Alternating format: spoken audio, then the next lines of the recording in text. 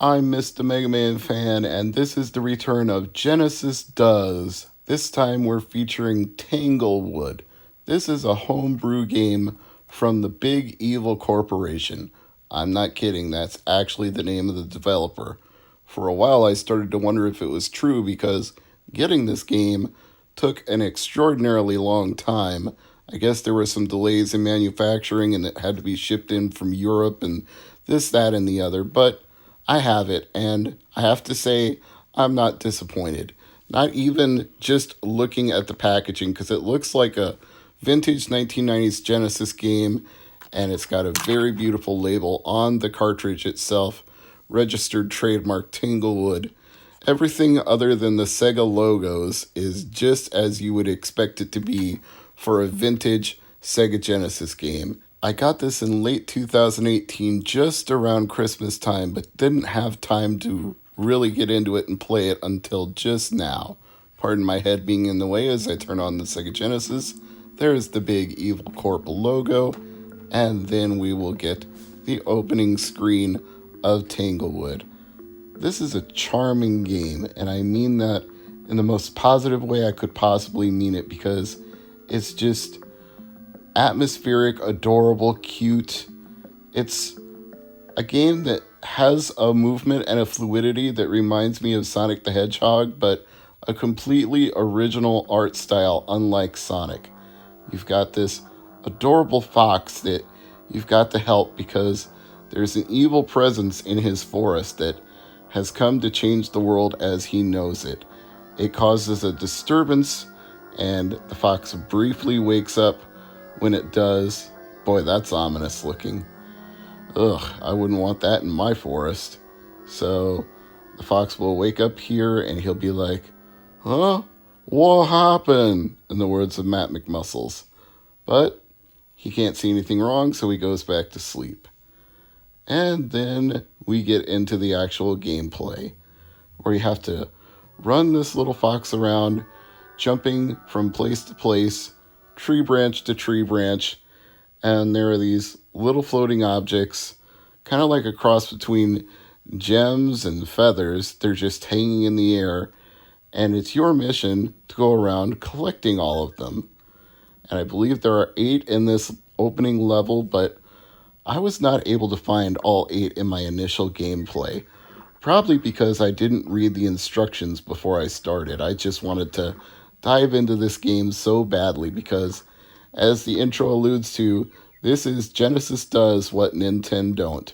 Not that it's a knock on Nintendo in any way, but this is a homebrew just for Sega Genesis, so you literally can't play this on Nintendo. Now, I'm just kind of guessing my way through the mechanics here, but I figured out that jumping while I was standing above that hole was like using a barrel blaster in Donkey Kong Country. It shot me up to a higher area. But there are other things that are more obtuse to me that I just can't figure out yet.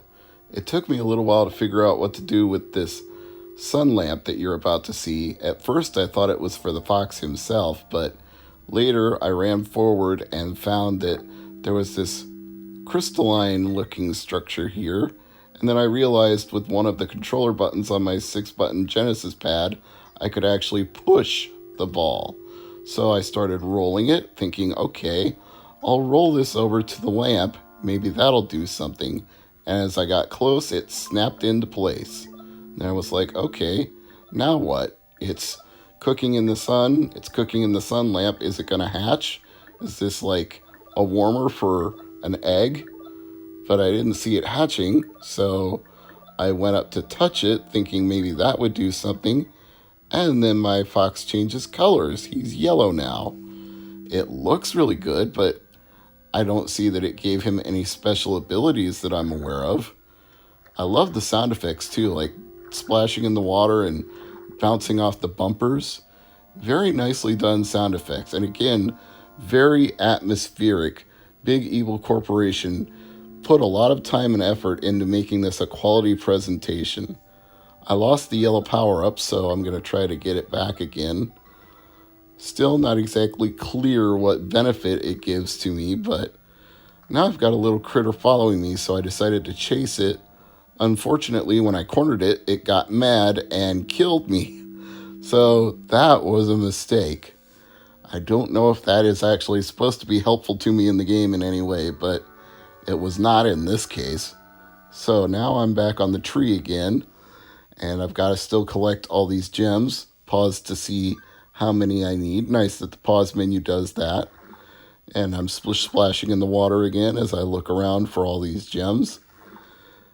It's one of these games where you can pick it up and start playing it right away, and you sort of figure out the controls and how to use the different objects in the environment just instinctively.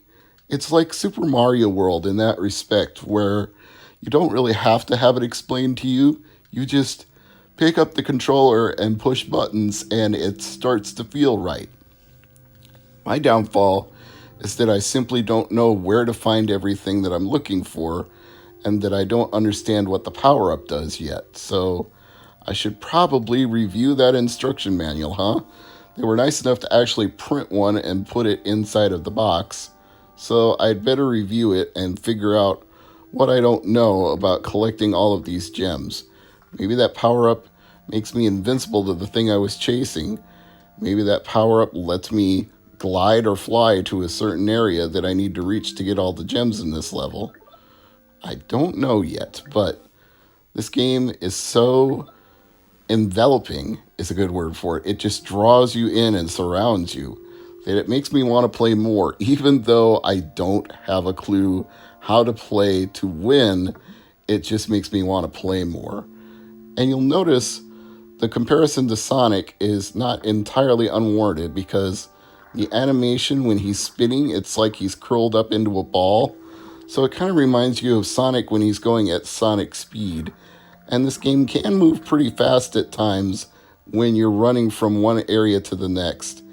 It gives you a little bit of that old blast processing hype. It makes you feel it as you're running from one area to the next and the screen starts scrolling really fast. So it shows off what a 16-bit Sega Genesis / Mega Drive can do very well. Even though blast processing is really a marketing gimmick and not an actual thing, it just feels real when you're moving this fast across a beautiful landscape. And look at the parallax scrolling too. You've got trees in the background, trees in the foreground, a fox running across the trees in the foreground, the beautiful details, the grass on the ground, the vines and the moss hanging from the trees. This is really a case of Genesis does. I'm Mr. MegaManFan, and this is Tanglewood. I'll see you next time.